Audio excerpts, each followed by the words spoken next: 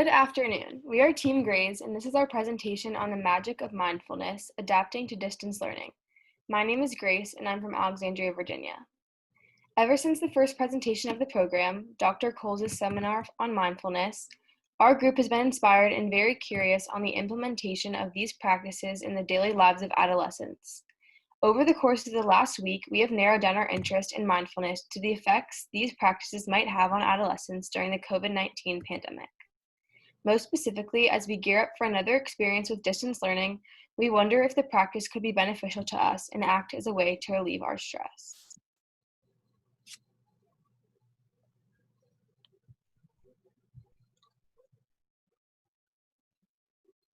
You're muted, Pragya. Okay. Given this specific interest, we asked the question, how can mindful practices help adolescents deal with stress related to distance learning platforms during the COVID-19 pandemic? We are hoping to use our platform as current high schoolers in the United States to voice our concerns and thoughts about the stress adolescents experience throughout the practice of distance learning. For a brief overview of my experience with distance learning, I was dismissed from school along with my classmates on March 13th. The following Monday, distance learning began.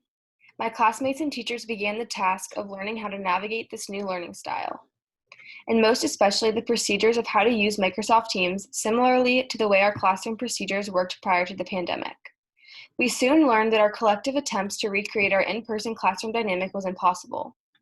The daily quizzes stopped, the group work stopped, testing overall became very difficult, and most importantly, paying attention became very, very hard. As I sat in my room on Microsoft Teams, my siblings in their rooms on Zoom, and my parents in their separate areas working all day long, very quickly it became apparent to us that the most difficult part of this distance learning, distance conferencing lifestyle was going to be focusing on our work from home. Hi, I'm Henry. Personally, the switch to virtual school was a challenge and is what I called school without any of the fun parts. Given that my father also had to work from home, he took the desk that I usually work at, and I was forced to take all my classes in bed. Even though I tried to stay awake all the time, the ability to turn my camera off and go to bed or watch TV or go on my phone without getting into any trouble meant that I had a very hard time focusing on new lessons. Most of my friends had the same troubles, especially my friend Bart, who's been diagnosed with ADHD and dyslexia. And he told me he couldn't pay attention during his Zoom classes, even though he genuinely was trying to be a good student.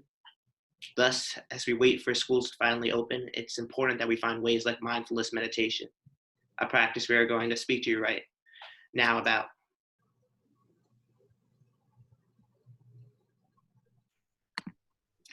Due to our parallel experiences with attention difficulty caused by stress, our team agreed that it is an urgent need to improve the experiences of students when operating in a distance learning style.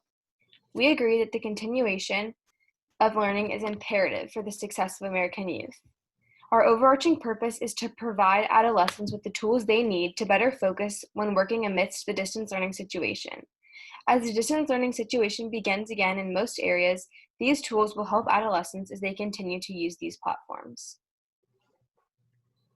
In order to discuss the impact of mindfulness in dealing with online learning related stress, first we need to talk about the stress online learning causes. There are two main areas where this stress comes from: mental health issues and learning difficulties, and the two are somewhat intertwined. Stress can come from pre-existing mental health conditions, and the lockdown itself could have caused them. Research done by Drs. Goldberstein, Wen, and Miller, and research done by Drs. Galea, Merchant, and Laurie show that large traumatic events like the COVID pandemic have historically caused significant increases in mental health conditions like depression and PTSD, even in adolescents. Those with these pre-existing conditions may have also had their conditions exacerbated by the isolation and the lack of mental health resources currently.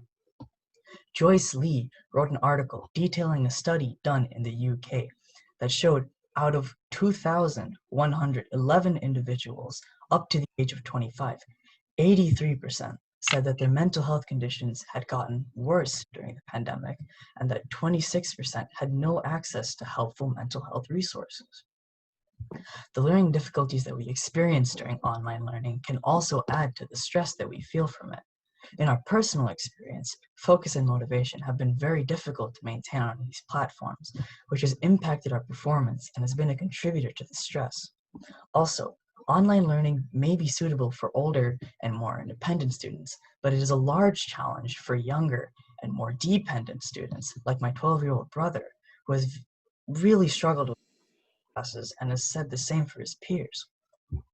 It is also a challenge for those who do not have access to the necessary technologies. Doctors Mamun, Chandrama, and Griffiths did a study in Bangladesh that showed out of 2,038 college students, 55% were not supported with the proper internet connections, and 47% did not have large screen devices. As a result of this inability to participate in schooling and exams, stress has risen so high in these students that there have even been reported suicides. While these percentages might not be as extreme in places like the US or the UK, in an increasingly educated world, the inability to access that education due to the inability to access the technology that you need will cause the same severity of stress. And this stress is something we can combat with mindfulness.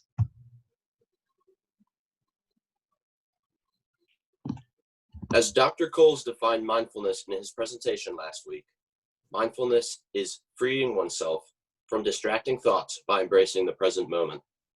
The original concept of mindfulness has been part of Buddhist tradition for over 2,500 years. There are different types of mindfulness therapies and exercises that exist in the world today. Mindfulness meditation, or MM, is defined as paying attention in a particular way, on purpose, in the present moment, non-judgmentally. The most common type of secular mindfulness training is mindfulness-based stress reduction, which was developed by Professor John Kabat-Zinn. MBSR aims to alleviate suffering and was originally developed for patients with chronic pain.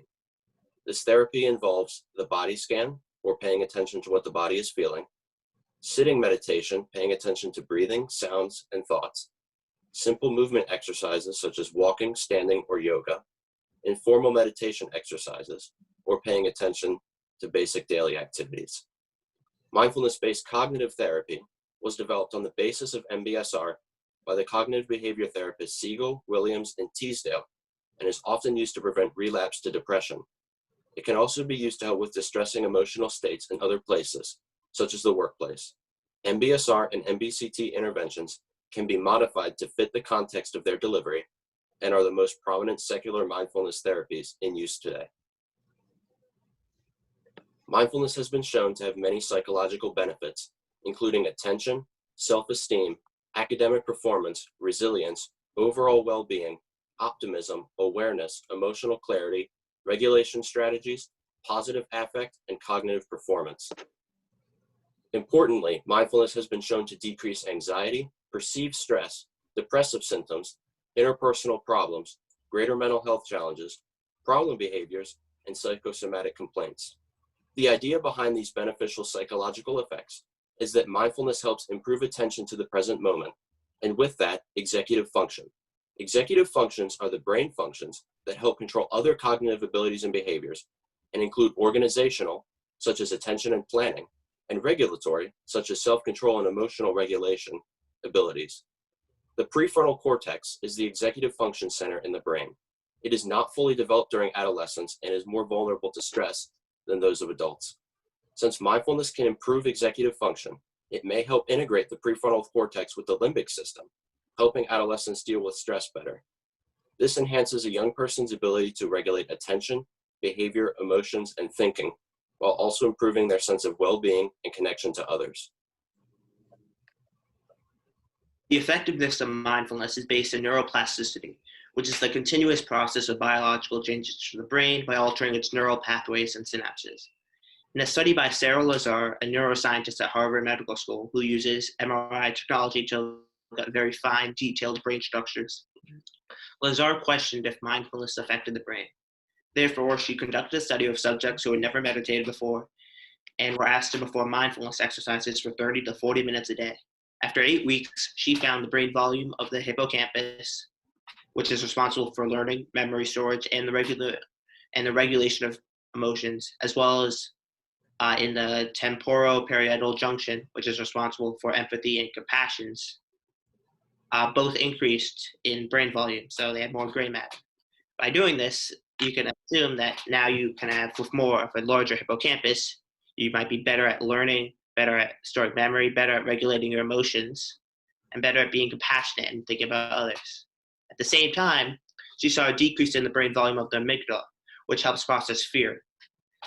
So you can think that people won't get as stressed out about their lives and what's going around them because they have a smaller amygdala. We also see that mindfulness can be helpful for students with learning disabilities. In a study conducted by California State University, elementary school students with learning disabilities were given mindfulness training and then had the number of times they interrupted the class during reading time recorded. The results suggested that mindfulness meditation had a strong association with increased on-task behavior of students with mild to moderate disabilities in a public elementary setting. In other words, all the students who were part of the study, they all had a decrease in interruptions and distractions to the class during the reading time, or a few of them stayed the same. One explanation for the benefits of mindfulness can be attributed to the Yerkes-Dodson law, which states that the relationship between performance and arousal is mound-shaped. The law asserts that very high levels of arousal, or stress, or how much you're thinking, can lead to poor performance, and decreasing someone's arousal to a medium level from a high level results in the optimal performance. As so, mindfulness can reduce stress of adolescents during the COVID-19 pandemic when we almost all feel very stressed out about everything going haywire, and get us back to that medium level where we have the best performance and perform the best in school. After thorough research, we predict that if mindfulness practices such as meditation are implemented within the daily routines of adolescents, stress-related difficulties related to distance learning will be reduced. A way to implement this thesis is to conduct a subjective study following the structure of previously conducted studies on this subject, and then end it with a qualitative analysis, such as an interview or a survey, to examine the results of the study. For example, individuals would practice mindfulness via small screen applications, like an app on your phone, which more adolescents have access to than a large screen computer, and they would do so under the instructions from researchers. And our subjective study would be performed with a qualitative analysis to observe the benefits of mindfulness to stress, or what went wrong.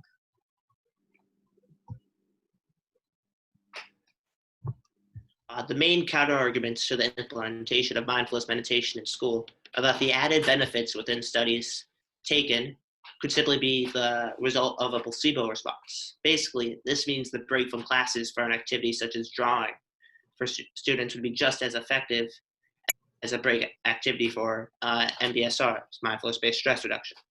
Additionally, the practice of mindfulness meditation can be very traumatizing for students who have traumatic memories and PTSD, who are forced to relive these painful memories when they close their eyes and become reflexive.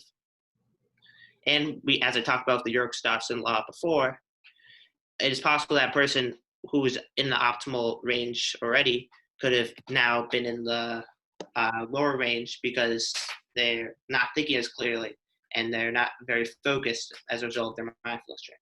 It's important that these arguments are considered, except it's not really the case now when almost no one is in that position. And almost all studies have shown that it's been effective and it has been a positive results on groups of adolescents.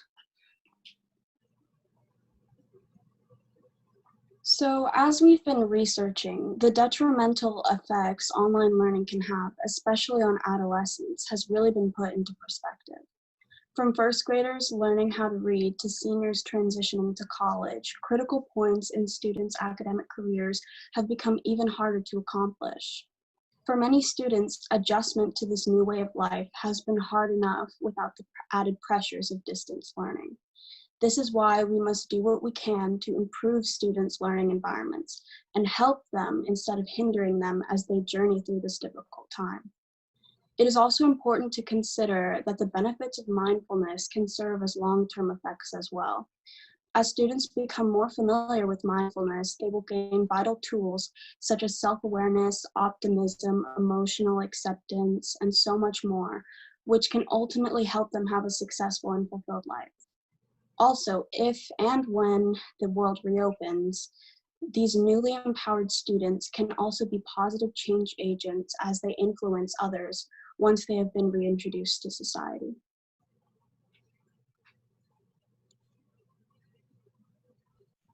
Thank you for listening to our presentation. We would like to thank Dr. Giordano and Dr. Wurzman for their valuable input in helping us throughout the project creation process. And we would like to thank everyone at Leadership Initiative for providing us with this incredible opportunity. Amazing work, guys. I'm going to bring in all of the judges right now.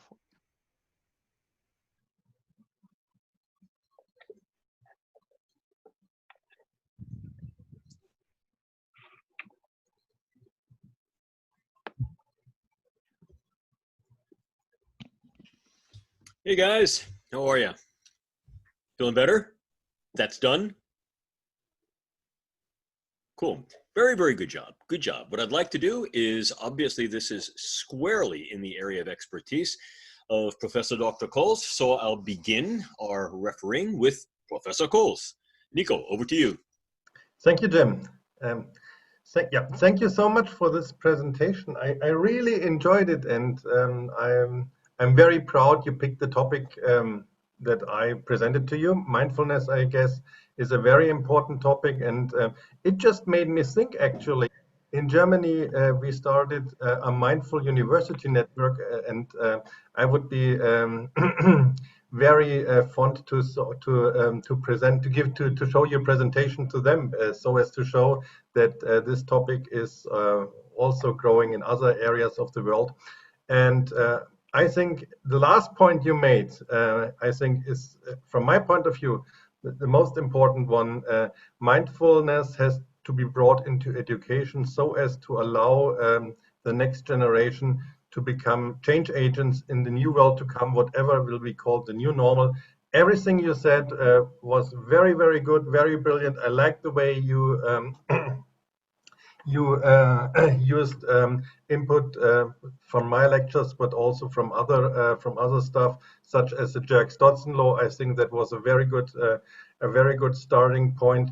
The presentation was very clear. Your slides were amazing, and I think you also did your homework and made up the references. With regard to the reference style, if we could talk a bit. I mean, there may be some changes to the style, but in principle, this was a very, very good presentation. And I think what you did, actually, you provided a sort of synopsis for a larger problem, and therefore it is it is clearly understandable that you haven't come up with detailed design setups and methodological procedures, things like that. But the idea is brilliant, and I would really, really recommend that you follow up upon that, because I could see it also. You were really you were into the topic, and this made me very, very proud. Congratulations. Excellent, excellent. Ms. Lovelace, how about over to you? What'd you think about the graphics, the design? How'd it look to you?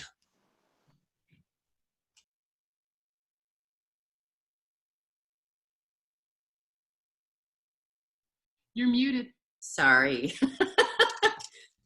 As Dr. Cole said, this is such an important concept. I'm really glad that you chose to address it. The slides were great. I like to see that you included your source citations in your presentation. That's really great. I love that you use color, but did it in a way that helped support your organization. It wasn't just sort of thrown on there for decoration. The audio was crisp and clear. Everyone presented themselves appropriately. You had great eye contact.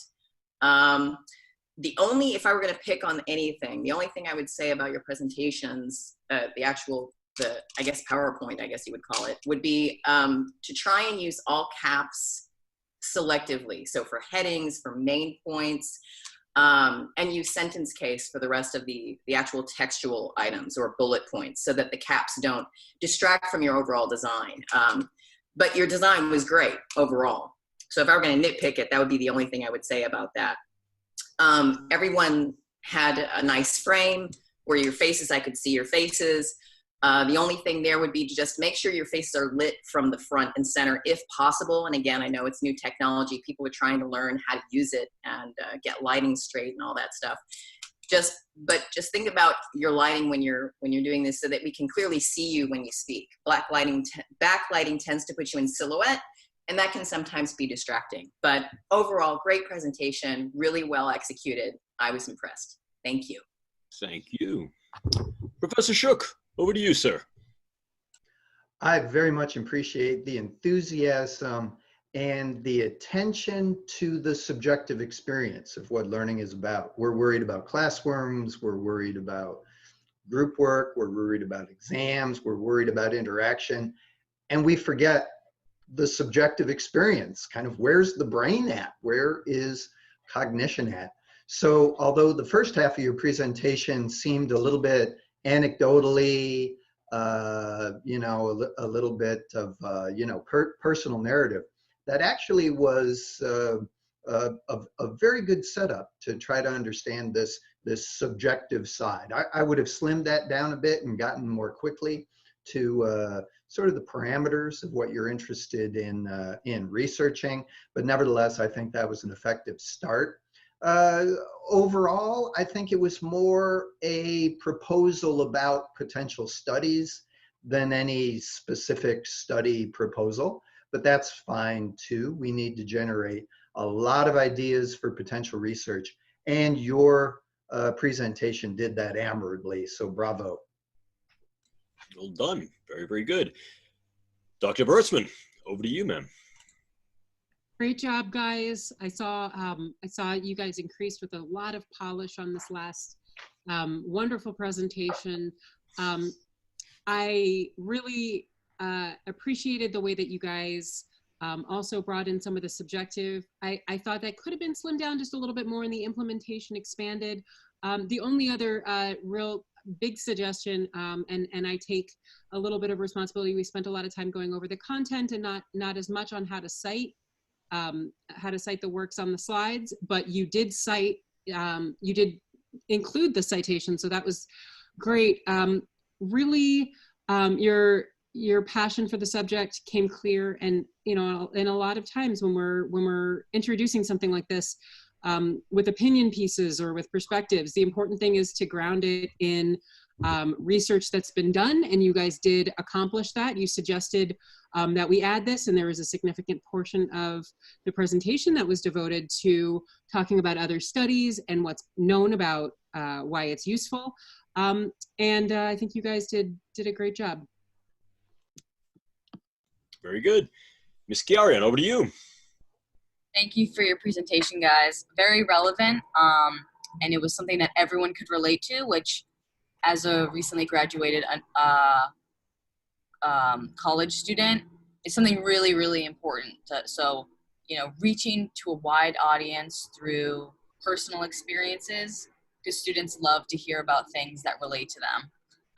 So I thought that was amazing, in the way you kind of captured the audience through your own narratives was really great. Again, I think it could be shortened just a little bit to kind of segue into your research imperatives.